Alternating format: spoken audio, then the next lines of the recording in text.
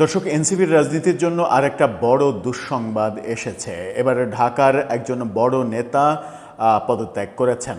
ঢাকা উত্তরের যুগ্ম সদস্য সচিব, অর্থাৎ মানে দ্বিতীয় প্রধান নেতা, তিনি প্রকাশ্যে ফেসবুকে স্ট্যাটাস দিয়ে এনসিপি থেকে পদত্যাগ করেছেন। ঢাকার এত বড় একটা নেতা, ঢাকা উত্তর এবং দক্ষিণের যদি 4 জন নেতা ধরা হয়, কিছুদিন আগে আমরা দেখলাম দক্ষিণে বিএনপি থেকে যোগদান করা একজনকে দক্ষিণের প্রধান করা হলো। উত্তরের এই সদস্য সচিবের পদত্যাগ বলে দেয় এনসিপির রাজনীতির খরা কাটেনি। যখন একদিন আগেই, অর্থাৎ মানে গতকালকেই আমরা দেখেছি যে রাজশাহীতে গিয়ে তারা গণমাধ্যমে বলার চেষ্টা করেছে সহস্রাধিক মানে নেতা কর্মী, বিএনপি, জামাত, বিভিন্ন দল থেকে নাকি তাদের দলে যোগ দিয়েছে। এরকম যোগ দেওয়ার খবর গণমাধ্যমে তারা বলছে প্রতিনিয়ত, কিন্তু ঘটনা ঘটছে উল্টো, সেটা আমরা দেখছি।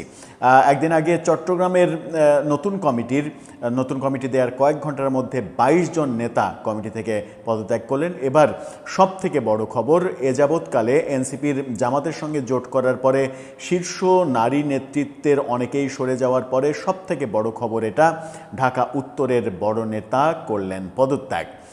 চলুন একটু জেনে দেখি কেন তিনি পদত্যাগ করলেন, এনসিপি করার আগে তিনি কোথায় ছিলেন, কি বলছেন তিনি, কি কারণ।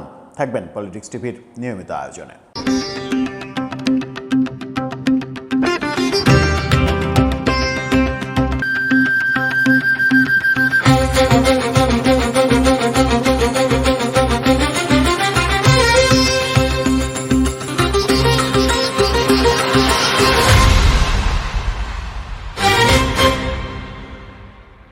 দর্শক, এনসিপির ঢাকা উত্তরের সদস্য সচিবের পদত্যাগের যে কারণ আমরা জানতে পারছি, সেটা যদি সত্য হয় তাহলে এনসিপির রাজনীতিতে আগামীতে বড় দুর্যোগ নেমে আসবে। এনসিপির রাজনীতিতে শনির দশা নেমে আসবে শুধুমাত্র তাদের ডানপন্থা অবলম্বন করার কারণে। গত নির্বাচনে জামাতের সঙ্গে জোট করার কারণে তাদের অনেক বড় ক্ষতি হয়েছে, আমরা দেখেছি। শীর্ষ নারী নেতৃত্বের অনেকেই দল থেকে সরে গেছেন।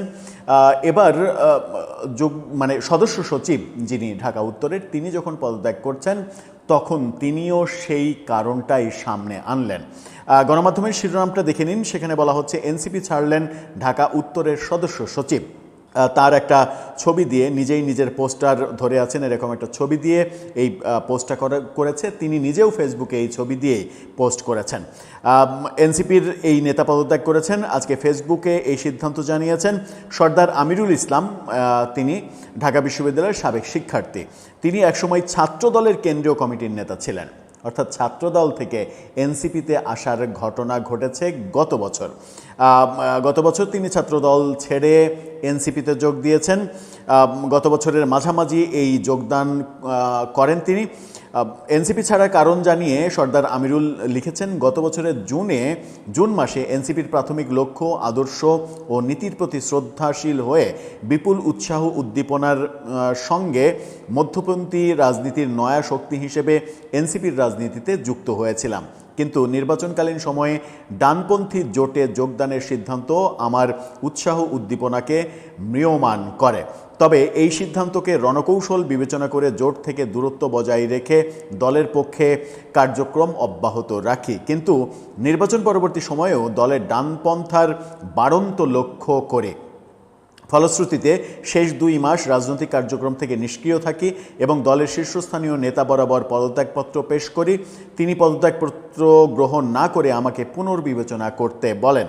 তিনি বলেন, অত্যন্ত পরিতাপের বিষয়, এনসিপির যে প্রতিশ্রুতিতে আকৃষ্ট হয়ে আমি যুক্ত হয়েছিলাম, বর্তমানে দলের কার্যক্রমে তার প্রতিফলন দেখা যাচ্ছে না। সাধারণ মানুষের আশাভঙ্গের এই পরিস্থিতিতে এবং দলের রণনীতি ও রণকৌশলের সঙ্গে মতদ্বৈততা ক্রমাগত বৃদ্ধি পাওয়ায় আমার পক্ষে দলের সঙ্গে সম্পৃক্ত থাকা আর সম্ভব হচ্ছে না। এনসিপির প্রতি শুভকামনা রইল, খুদা হাফেজ। অর্থাৎ তিনি স্পষ্ট বলছেন যে এনসিপি আদর্শচ্যুত হয়েছে, এনসিপি লাইনচ্যুত হয়েছে। এই কথা তিনি বলছেন। তিনি ছাত্রদলের নেতা ছিলেন, কেন্দ্রীয় কমিটির নেতা ছিলেন। এই ছাত্রদল ছেড়ে তিনি এনসিপিতে যোগ দিলেন, এর একটা বড় ঘটনা ছিল বটে, কিন্তু যে আদর্শচ্যুতির কথা তিনি বলছেন সেখানেই একটা দ্বিমত আছে বোধহয়। দ্বিমতটা এটা যে তিনি যে আদর্শের মানে লক্ষ্যে এনসিপিতে যোগ দিয়েছিলেন সেই আদর্শ এনসিপিতে কোনোদিনই কি ছিল? এনসিপি গঠনের আগে থেকেই এনসিপি নেতাদের কার্যক্রম, কথাবার্তা, সেগুলোতে কি মনে হয়নি যে এনসিপি যাদের সঙ্গে জোট করেছে তাদেরই মূলত তারা একটা উইং হিসেবে কাজ করছে অন্য ব্যানারে, অন্য নামে? পরবর্তীতে এনসিপি এই প্ল্যাটফর্মের যে সৃষ্টি, সেই সৃষ্টিতেও ওই পক্ষের একটা বড় সহযোগিতা ছিল। জুলাই আন্দোলনে তারা যে নেতা হয়ে উঠলেন, এই নেতা হওয়ার পেছনেও ওই ধর্মভিত্তিক রাজনৈতিক শক্তিগুলোর সহযোগিতা এবং একেবারে মাঠ পর্যায়ে পদক্ষেপগুলো ভূমিকা পালন করেছিল। তা না হলে তাদের এই মানে জুলাই আন্দোলনের নেতা হওয়া হতো না। অনেকে মনে করেন যে এই পুরো পরিকল্পনা করেই আসলে তাদেরকে সামনে দেওয়া হয়েছে। তারা একই পক্ষের লোক, তারা শুধুমাত্র আলাদা আলাদা। এখনও যে অনেকগুলো প্ল্যাটফর্ম আছে বিভিন্নভাবে, তারা মূলত একই ছাতার লোক, বিভিন্ন প্ল্যাটফর্মে বিভিন্ন নামে কাজ করছে, যেন গোড়াতে মূল শেকড় যেটা, সেই শেকড়ে সব বিতর্ক এসে স্পর্শ করতে না পারে। এটা তাদের রণকৌশলের একটা মানে একটা বড় ব্যাপার ছিল। সেই রণকৌশলটা এই মানে ছাত্রদলের সাবেক নেতা, এনসিপির সদস্য সচিব উত্তরের, তিনি বুঝতে পারেননি। এটাতেই মনে হয় যে তার রাজনৈতিক প্রজ্ঞা কতটা শক্তিশালী ছিল সেই ব্যাপারেও হয়তো অনেকে প্রশ্ন তুলতে পারেন।